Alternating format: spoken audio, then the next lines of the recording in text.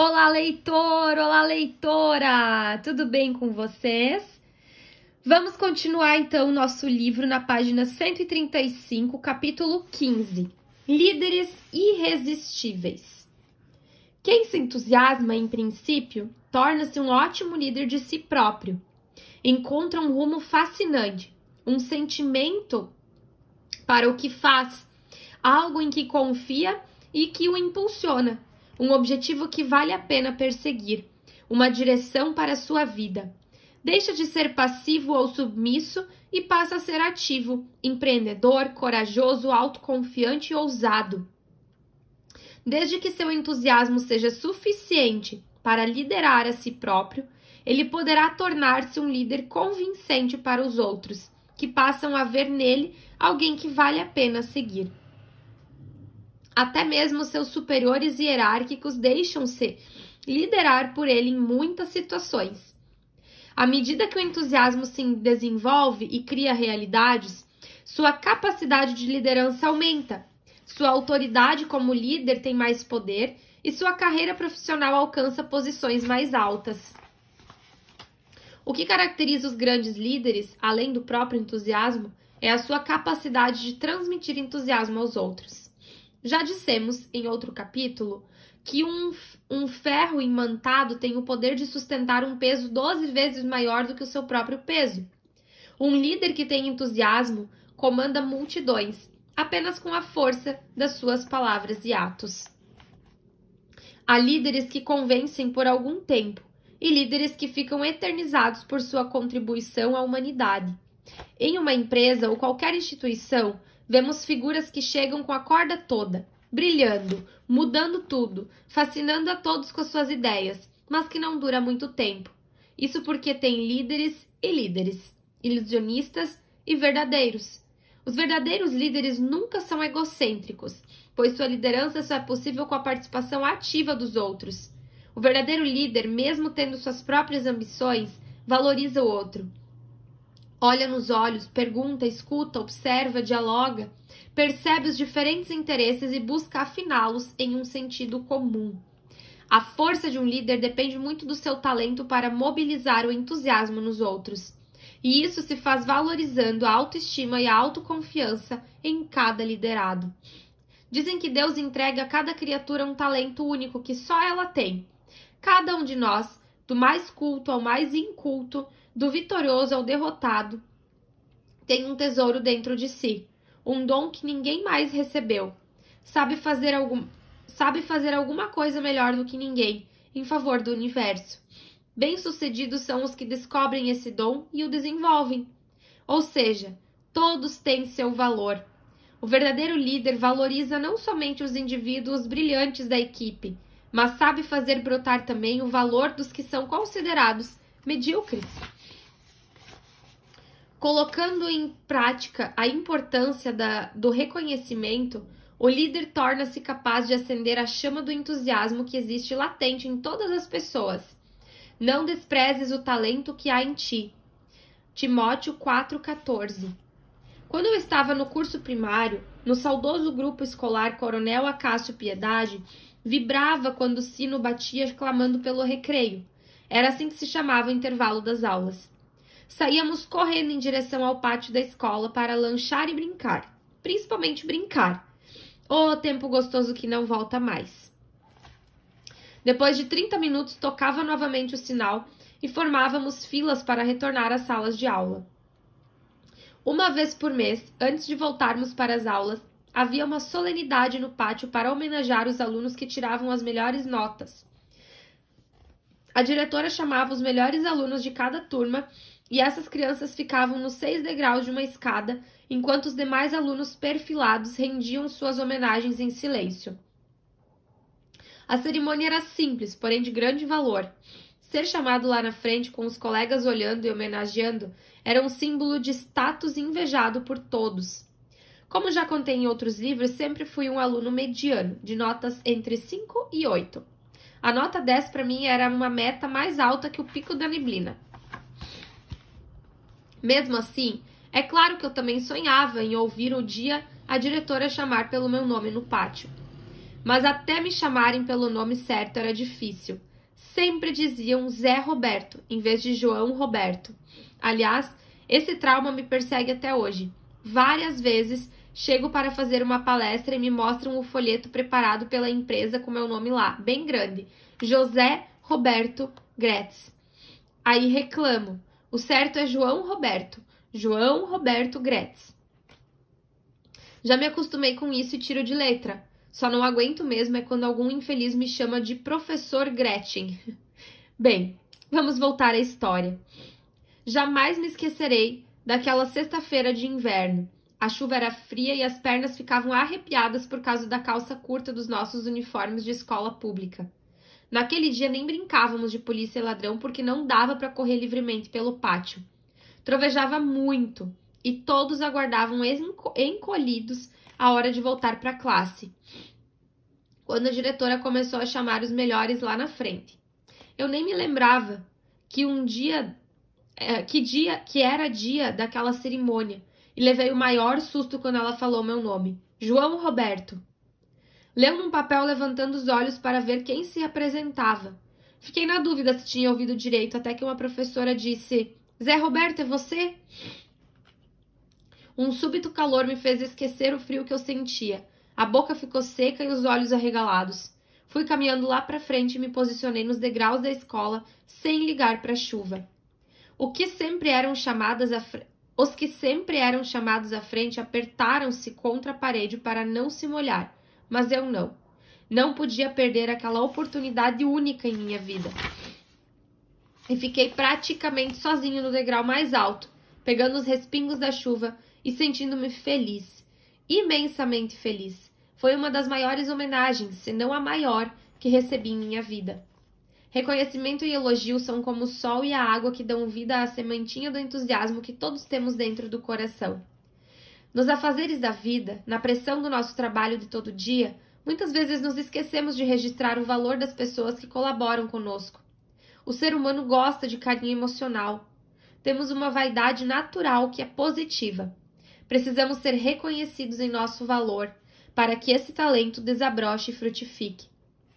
No meu tempo de curso primário, alguns alunos estavam acostumados a posições de destaque, e aquela singela homenagem já era corriqueira, mas para mim tinha um enorme valor.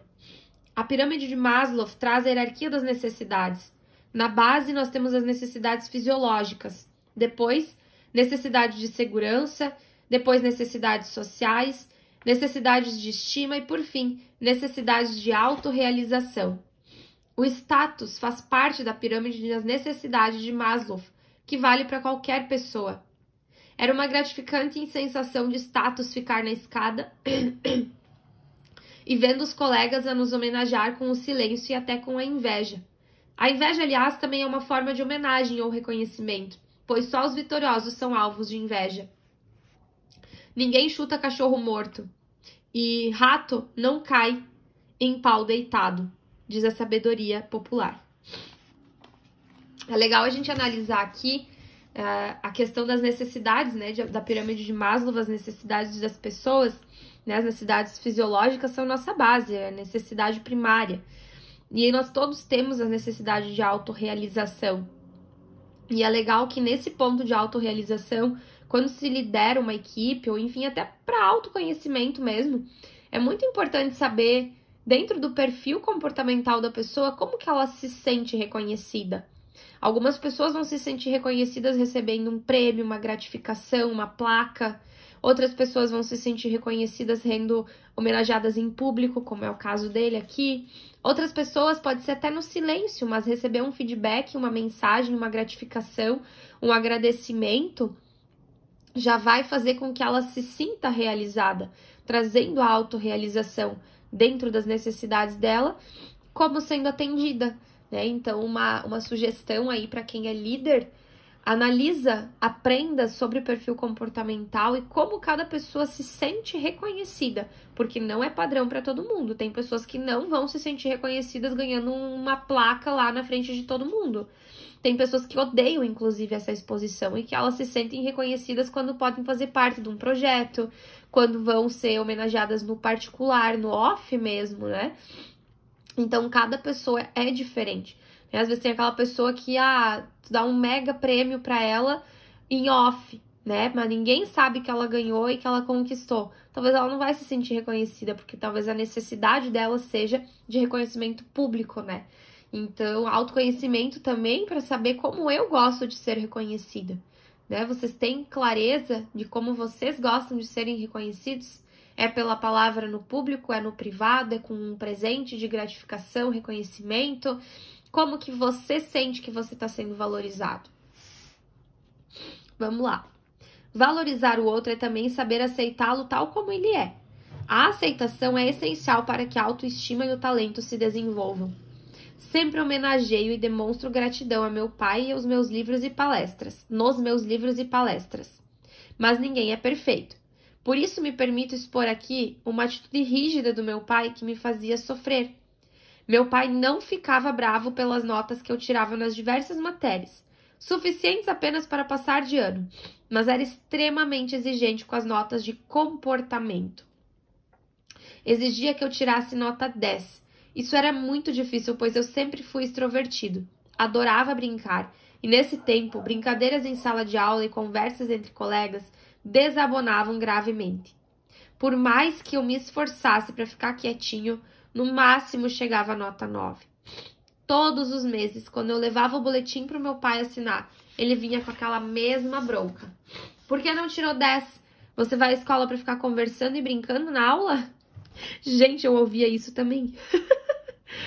Mas não era de forma injusta, né? Realmente foi merecido, porque até o quarto ano, a quarta série do ensino fundamental, que era assim na minha época, né? Eu caminhava em sala de aula e conversava. Dali em diante eu tive uma evolução, eu comecei a conversar em loco. Parei de caminhar, mas também até a faculdade eu sempre tive a chamada de atenção para as conversas paralelas, né? Sempre. É ótima aluna, muito bom, nota 9, 10, sempre bem nas provas, nos trabalhos, participativa. Porém, sempre tinha, né? Deve evitar conversas paralelas. Bom, hoje eu tô lendo aqui pra vocês porque, de certa forma, foi um treino bom, não foi? Treinei a minha habilidade, o meu dom natural de comunicação. Precisei lapidar para aprender a ouvir hoje, como terapeuta principalmente, ouvir as pessoas, né? Entender as necessidades e as dores, mas a minha comunicação me trouxe até aqui. Então, durante muito tempo, eu tentei mudar essa característica minha. E hoje, nos últimos anos, né, tendo esse conhecimento, eu percebo que é o dom que Deus escondeu dentro de mim. E eu só precisei de maturidade para saber lapidar e usufruir, usar, trazer para o meu benefício, porque até um determinado momento, né, eu me prejudicava com esse dom. Mas entendo ele sobre a dificuldade de ficar em silêncio. Tornar-me um aluno completamente comportado nos moldes da época era uma exigência pesada demais para mim. Hoje até compreendo a preocupação do meu pai, quando ele me dizia que o pai dele era muito exigente com o seu desempenho escolar. E como era uma família de imigrantes vindos de uma região com uma educação bastante rígida, a nota 10 em comportamento era, para ele, um ponto de honra para a nossa aceitação no ambiente onde vivíamos. Entendo que ele tenha sofrido com isso, mas não concordo que essa mesma atitude fosse reproduzida com os seus filhos. As coisas evoluem. Com relação aos meus filhos, tenho procurado não exigir coisas que no futuro eu mesma não saberia explicar. Procuro, às vezes, encarar as coisas por um outro ponto de vista, pensando que as exigências do meu pai me ajudaram em minha trajetória profissional. De fato, devo a ele muito do meu entusiasmo pelo trabalho e pelos estudos. Mas esse aspecto de comportamento, eu acho que se tivesse sido tão comportadinho como ele queria, eu não teria hoje o sucesso profissional que eu tenho. Exatamente o que eu falo de mim. Se eu tivesse talvez silenciado como me pediram, será que hoje estaria onde eu estou? Os reveses sempre têm muito a nos ensinar. Que lições posso então tirar dessas recordações? Exigir de uma pessoa o que ela não tem condições de dar acaba criando uma nuvem densa na sua mente, que pode lhe prejudicar a autoestima e fazer perder o entusiasmo pela vida. todo final de ano eu coloco entre minhas metas o seguinte: saber conviver com as pessoas e respeitar suas características básicas. Não teimar em mudar o que não se consegue mudar. Quando a meta está muito além da capacidade dos recursos disponíveis, não adianta brigar com a realidade. É inútil exigir que uma charrete chegue aos 100 km por hora. Não adianta pedir a um jacaré que voe e nem a uma girafa que produza mel com o pólen das flores.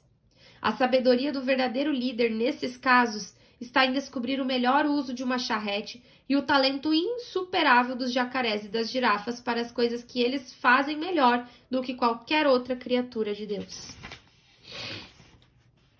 Capítulo 16. Inteligência e criatividade. Entusiasmo não é só garra, vontade e emoção. É também conhecimento e pensamento. Estudar, pesquisar, aprimorar o conhecimento, expandir a inteligência. Essas são atitudes extremamente importantes para que o entusiasmo seja bem-sucedido. Pensar é necessário para tirar o proveito máximo de energia. Edward de Bono. Nesse ponto, cabe uma homenagem ao papel desempenhado pelos professores, muitas vezes mal remunerados e sacrificados pelas precárias condições de ensino, que com um trabalho paciente e generoso dentro das salas de aula, nos mais distantes rincões do Brasil e do mundo, esses profissionais contribuem para a melhoria de toda a humanidade. E nas empresas, a missão do professor é completada pelos profissionais dedicados ao desenvolvimento de recursos humanos. Como já vimos, não é nas máquinas, por mais avançadas que sejam, nem nas operações financeiras, e sim no coração de cada um que brota o entusiasmo. Ele produzirá frutos realmente compensadores na medida em que as pessoas estiverem capacitadas para tirar o máximo proveito dos seus próprios talentos. Inteligência é um dom essencial, mas não é tudo. Para prosperar, para dar certo na vida, não é suficiente ser inteligente ou culto. Muitas pessoas com uma inteligência excepcional pensam mal, afirma Edward de Bono. Há pessoas que, além de inteligentes, cuidam de estudar e aprofundar seus conhecimentos. São cultas e preparadas, mas não conseguem deslanchar. Falta uma chama, um brilho. Seguram-se demais no pensamento racional e não deixam aflorar a criatividade. Os momentos de descontração, quando a mente não está tão amarrada no raciocínio lógico, são os mais propícios a ideias criativas. Muitas vezes, depois de procurarmos arduamente solucionar algum problema, encontramos a solução exatamente no momento em que nos afastarmos do problema e relaxarmos a mente. As únicas grandes ideias que tive me ocorreram nos momentos de devaneio. Um exemplo clássico aconteceu com Arquimedes, na Grécia Antiga. Ele foi desafiado por Ireão, rei de Siracusa, a provar matematicamente que a sua coroa era toda de ouro puro. Sabendo quanto pesava uma barra de ouro puro, a solução desse desafio poderia ser simples. Era só medir a coroa e pesá-la. Mas a coroa tinha forma irregular e não havia como medir o seu volume. Ele raciocinou durante vários dias sem conseguir uma solução, até que um dia, tomando banho, de repente descobriu a solução e saiu pela rua, semi-nu, gritando entusiasmado: Eureka! Eureka! A palavra grega eureka, que significa achei, encontrei, até hoje é usada como interjeição para quando a gente soluciona um problema difícil. Mas afinal, o que foi que Arquimedes achou durante o seu banho? Ele percebeu simplesmente o óbvio. O nível da água subia quando ele entrava na banheira. Portanto, medindo seu volume da água deslocada por um corpo irregular, se pode determinar o volume exato desse corpo. Era só usar esse método com a coroa e depois multiplicar o resultado pelo peso para ver se coincidia com o peso do ouro puro. A descoberta de Arquimedes, assim como o famoso instante em que Newton formulou a lei da gravidade, ao cair uma maçã na sua cabeça, e tantos outros momentos decisivos para a evolução do conhecimento humano, podem não ter acontecido exatamente assim, mas nos mostram que o espírito criativo tem mais facilidade de aflorar nos momentos em que deixamos a mente livre. Depois de estudar bastante uma questão a ser resolvida, nada melhor do que dar um tempo deixando a mente livre, sem ocupá-la com televisão, jornais e preocupações do cotidiano. Sair para uma caminhada, ouvir música, brincar com crianças, pescar, cuidar do jardim, permitir-se alguns instantes de devaneio.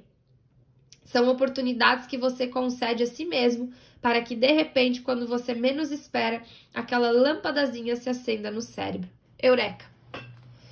Na empresa também é possível criar situações favoráveis à criatividade sem precisar instalar banheiras nos escritórios. O principal é abolir a rigidez das verdades absolutas, a censura e a autocensura. Formar um ambiente receptivo a novas ideias e a participação de todos, valorizando a capacidade de análise e também a intuição. Criatividade é vida. Entusiasmo, como já vimos, é a presença do Criador dentro de nós. Entusiasmo, portanto, está ligado à criação. Quem tem entusiasmo tem tudo para manifestar sua criatividade.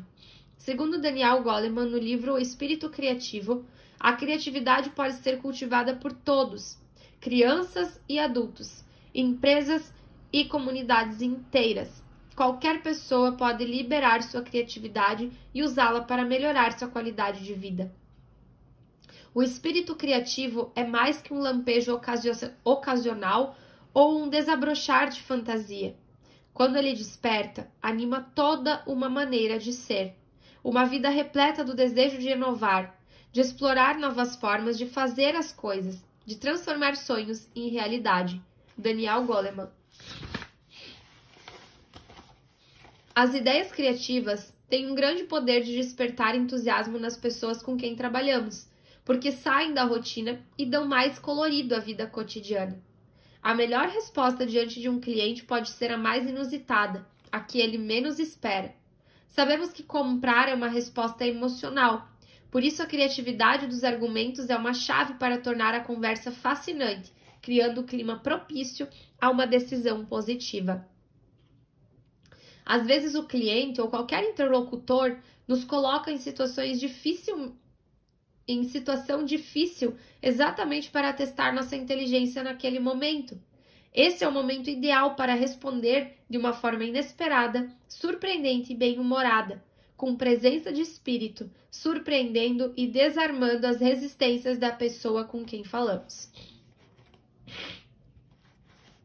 O diretor de marketing de uma rede de magazines nos Estados Unidos resolveu, em certa ocasião, visitar pessoalmente todas as lojas.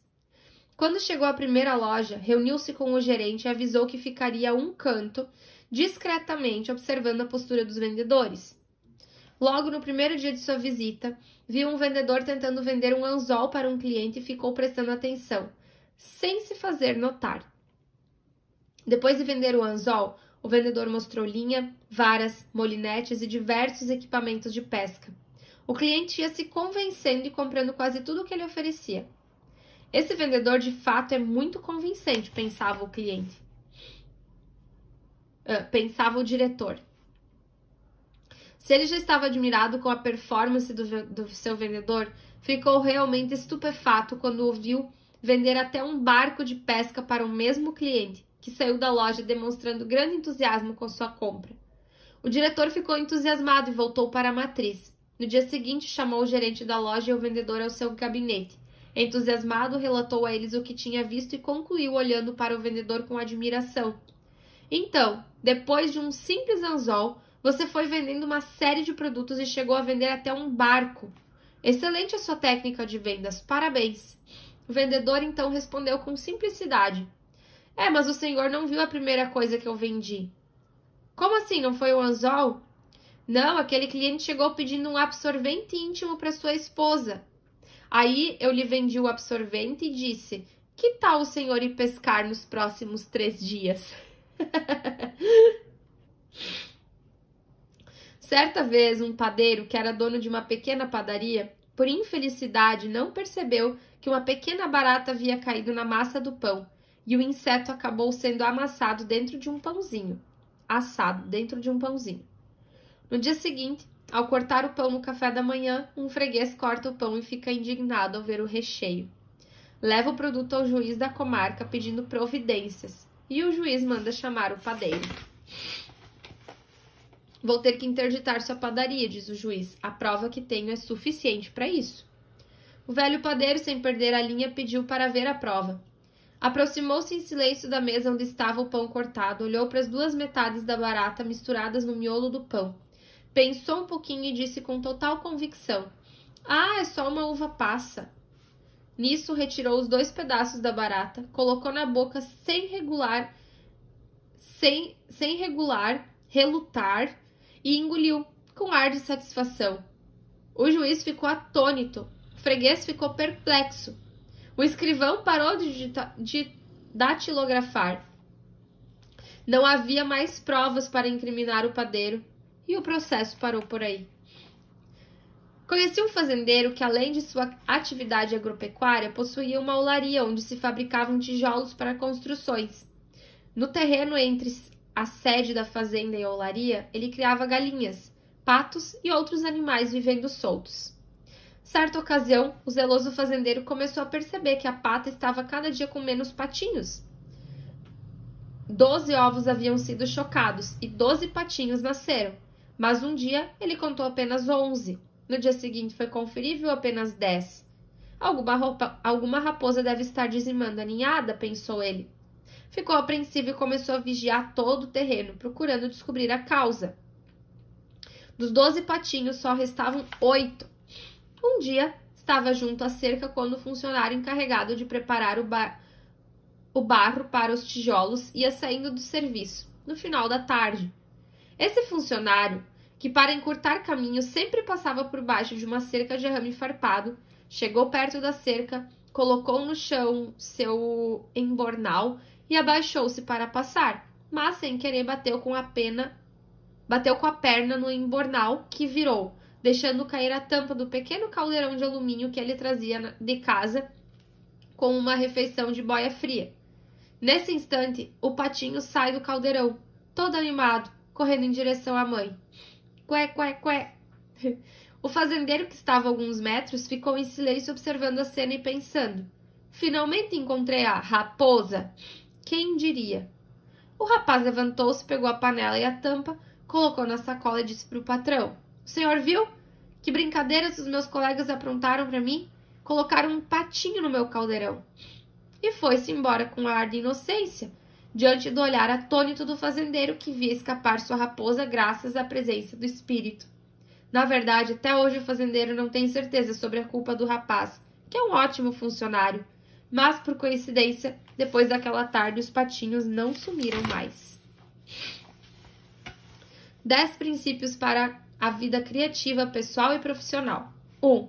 Inteligência é fundamental, mas não é tudo. Quem se limita ao pensamento racional não deixa aflorar a criatividade. 2. Depois de estudar a fundo um problema, deixe a mente livre. Os momentos de descontração são os mais propícios a ideias criativas. 3. Alguns instantes de devaneio são oportunidades que você concede a si mesmo para que uma boa ideia se acenda em sua mente. 4. A empresa criativa evita a rigidez das verdades absolutas, censuras e autocensuras. 5. Ambientes receptivos a novas ideias valorizam a participação de todos, a capacidade de análise e a intuição. 6. A criatividade pode ser cultivada por todos, crianças e adultos, empresas e comunidades inteiras. 7. Qualquer pessoa pode liberar sua criatividade e usá-la para melhorar sua qualidade de vida. 8. As ideias criativas têm o poder de despertar entusiasmo porque dão mais colorido à vida cotidiana. 9. A melhor resposta diante de um cliente pode ser a que ele menos espera. A criatividade é uma chave para decisões positivas. 10. Criatividade é vida. Quem tem entusiasmo pela vida manifesta melhor sua criatividade. E paramos hoje na página 154. Amanhã seguimos no capítulo 17.